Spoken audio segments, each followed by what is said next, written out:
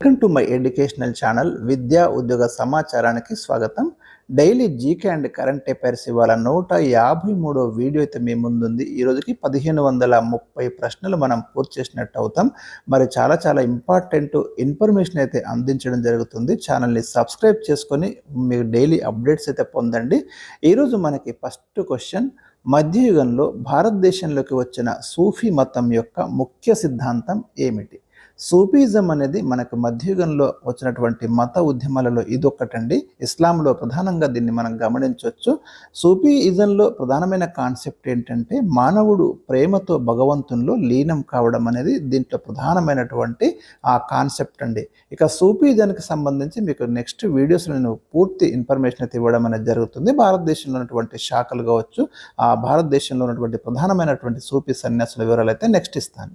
Question number 2, British వారు భగత్ సింగ్ను ఎప్పుడు ఉరికంబం ఎక్కించారు? ఇది ఆధునిక భారతదేశ చరిత్ర నుండి మనకు నేషనల్ మూవ్మెంట్ నుంచి తీసుకున్నటువంటి ఇంపార్టెంట్ క్వశ్చన్. భగత్ సింగ్ను 1931 మార్చి 23న లాహోర్ సెంట్రల్ జైల్లో ఉరి తీయడం జరిగింది. మీకు పాకిస్తాన్లోని హుసైన్ వాళ్ళ దగ్గర స్మారక స్తూపాలు ఉన్నాయి, మీరు గమనించండి. ఇక్కడ భగత్ సింగ్తో పాటు ఇదే తేదీన మనకు రాజ్ గురు, శివరాం రాజ్ గురు, సుఖ్దేవ్ తాపర్ అంటాం మనము భగత్ సింగ్. ఈ ముగ్గురునైతే మరి బ్రిటిష్ వారు లాహోర్ సెంట్రల్ జైల్లో ఉరి తీయడం జరిగింది. డేట్ గుర్తుంచుకోండి, చాలాసార్లు ఇది రిపీటెడ్ క్వశ్చన్. అయితే శాండర్స్, ఒక బ్రిటిష్ అధికారి శాండర్స్ను చంపినారనే హత్యారోపణలు అయితే వీళ్ళు ఎదుర్కొంటున్నారు అప్పటికి. ఎందుకంటే శాండర్స్ లాలా లజపతి రాయ్ని లాఠీ చార్జ్ చేయడము, ఆ ఫలితంగా దానికి ప్రతీకారం తీర్చుకునే చర్యలో భాగంగా శాండర్స్ మీద అటాక్ చేయడం జరిగింది వీరు. అదేవిధంగా మనకి పార్లమెంట్ అంటే పార్లమెంట్ శాసనసభ మీద కూడా 1929లో బాంబులు వేయడం అనేది జరిగింది. సో వీటన్నిటిని దృష్టిలో పెట్టుకొని మనకు భగత్ సింగ్, రాజ్ గురు, సుఖ్దేవ్ని అయితే ఉరి తీయడం జరిగింది. క్వశ్చన్ నెంబర్ 3, నిలువున పైకి లేచే దేశపు తొలి వర్టికల్ బ్రిడ్జిని ఎక్కడ నిర్మించారు? సో వెరీ రీసెంట్ అండి, చాలా ఇంపార్టెంట్. ఇది మనకు తమిళనాడులోని రామేశ్వరం జిల్లా మండపం నుంచి రామేశ్వరం దీవిని కలుపుతూ, ఇక్కడ దీవి ఉండాలి, దీవిని కలుపుతూ దీనిని నిర్మించడం అనేది జరిగింది. దీని పేరు పాంబన్ సేతు అండి. దీన్ని నిర్మించింది రైలు వికాస్ నిగమ్ లిమిటెడ్. దీని పొడవు వచ్చేసి మనకు 2.08 కిలోమీటర్స్ అయితే మనకు లెంత్ అనేది ఉంది. నిలువున పైకి లేచే దేశపు మొట్టమొదటి వర్టికల్ బ్రిడ్జి అండి. వెరీ ఇంపార్టెంట్ ఇట్లాంటి. క్వశ్చన్ నెంబర్ 4, నిజాం కాలంలో హైదరాబాద్ సంస్థానం యొక్క విస్తీర్ణం ఎంత? హైదరాబాద్ సంస్థానం అనేది ఆనాడు భారతదేశంలో ఉన్న 562 సంస్థానాలలో పెద్దదండి. 82,698 చదరపు మైళ్ళ విస్తీర్ణంతో మనకు హైదరాబాద్ సంస్థానం అనేది ఆ రోజులలో ఉండేది. 16 జిల్లాలతో కూడినటువంటి ప్రాంతం ఇది ఆ రోజులలో ఈ హైదరాబాద్ సంస్థానం. క్వశ్చన్ నెంబర్ 5, నిజాం కాలంలో దివానీ లేదా కల్సా భూముల నుండి వచ్చే పన్ను ఆదాయాన్ని దేని కొరకు వినియోగించారు? దివానీ లేదా కల్సా భూముల నుండి వచ్చే ఆదాయాన్ని ప్రభుత్వ నిర్వహణ కొరకైతే ఉపయోగించడం అనేది జరిగింది. ఎందుకంటే రాజ్యానికి చెందిన భూములనే మనం దివానీ లేదా కల్సా భూములని పేర్కొనేవారు, కాబట్టి వాటి నుండి వచ్చిన ఆదాయాన్ని అయితే మనకి ప్రభుత్వ నిర్వహణ కొరకే వాడేవాళ్ళు. క్వశ్చన్ నెంబర్ 6, నిజాం రాజు వ్యక్తిగత ఖర్చుల కోసం కేటాయించిన భూమిని ఏమని పేర్కొన్నారు? ఇవైతే తెలంగాణ హిస్టరీ నుంచి తీసుకున్న క్వశ్చన్స్. సర్ఫ్ ఏ కాస్ అని పిలిచారు. ఇవి వ్యక్తిగత ఖర్చుల కోసం కేటాయించిన భూమి.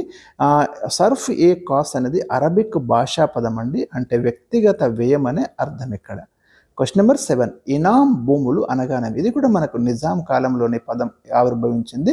పాలకులు పొందిన సేవలకు గాను సేవ చేసిన వారికి ఇచ్చే భూములనైతే ఇనాం భూములని పేర్కొనేవారు. ఇప్పటికి కూడా మనం ఈ పదాన్ని అయితే వాడుతున్నాం అట్లాంటి ల్యాండ్స్ని సూచించడానికి. Question number 8, root canal therapy దేనికి సంబంధించింది? ఇది రిపీటెడ్ క్వశ్చన్ అండి జనరల్ సైన్స్ నుంచి. దంతాలకు చేసేటటువంటి ట్రీట్మెంట్ని మనం రూట్ కెనాల్ థెరపీ అని పిలుస్తాము. రూట్ కెనాల్ చికిత్సలో దంతాలకు ఫిల్లింగ్ చేస్తారు. దీంట్లో తరచుగా వాడేది ఏంటంటే కాల్షియం హైడ్రాక్సైడ్ని అయితే వినియోగిస్తారు. ఇది కూడా వెరీ ఇంపార్టెంట్ అండి, గుర్తుంచుకోండి, మోస్ట్ ఇంపార్టెంట్. క్వశ్చన్ నెంబర్ 9, భారతదేశం తూర్పు పడమరల మధ్య పొడవు ఎంత? ఇండియా యొక్క తూర్పు పడమరల మధ్య డిస్టెన్స్ ఎంత అనే క్వశ్చన్ మనకు ప్రీవియస్ క్వశ్చన్ ఉంది జనరల్ స్టడీస్లో ఇండియన్ జాగ్రఫీ నుంచి. 2,933 కిలోమీటర్లు అండి. అదేవిధంగా ఉత్తరం దక్షిణ మధ్య పొడవు వచ్చేసి మనకి 3,214 కిలోమీటర్లు ఉంది. ఇంకా లాస్ట్ క్వశ్చన్ నెంబర్ 10. హైదరాబాద్లోని నాంపల్లి గ్రౌండ్లో ప్రతి సంవత్సరం జరిగే అఖిల భారత పారిశ్రామిక వస్తు ప్రదర్శనను ఏ పేరుతో పిలుస్తారు? దీన్ని నుమాయిష్ అని పిలుస్తారండి. ఇది ఎవ్రీ ఇయర్ జరుగుతుంది, ఇప్పటికి కూడా జరుగుతుంది. 1938 నుంచి ఈ రోజు వరకు కూడా ఈ అఖిల భారత పారిశ్రామిక వస్తు ప్రదర్శనను కండక్ట్ చేయడం అనేది జరుగుతుంది. దీన్ని నుమాయిష్ అనే పేరుతో పిలుస్తున్నారు. సో ఇది కూడా మనకు తెలంగాణ కల్చర్ హిస్టరీకి సంబంధించినటువంటి ప్రశ్న. సో ఇవి ఈరోజు నేను మీకు ఇచ్చినటువంటి చాలా చాలా ముఖ్యమైన క్వశ్చన్స్ అండి. ప్రతి క్వశ్చన్ కూడా వెరీ వెరీ ఇంపార్టెంట్ క్వశ్చన్. మీకు వీడియో 1 నుండి ఈ వీడియో వరకు మొత్తం కూడా ప్లేలిస్ట్లో ఇవ్వడం జరిగింది. డిస్క్రిప్షన్లో ప్లేలిస్ట్ యొక్క లింక్ కూడా ఉంది. ఈ ప్లేలిస్ట్ ఓపెన్ చేస్తే మీకు అన్ని వీడియోలు ఒకే దగ్గర ప్లే అవుతాయి. మీకు ఎప్పుడు వీలుంటే అప్పుడైతే వీడియోస్ను వినండి. ఫలితంగా చాలా సబ్జెక్టులు అయితే మీకు రివిజన్ అవ్వడం అయితే జరుగుతుంది. చాలా ముఖ్యమైన ఇన్ఫర్మేషన్ అంతా నెక్స్ట్ వీడియోస్లో మీకు డెఫినెట్గా అందుతుందని నేను పేర్కొంటున్నాను. Thank you for watching. Like this video, share this video and subscribe this channel.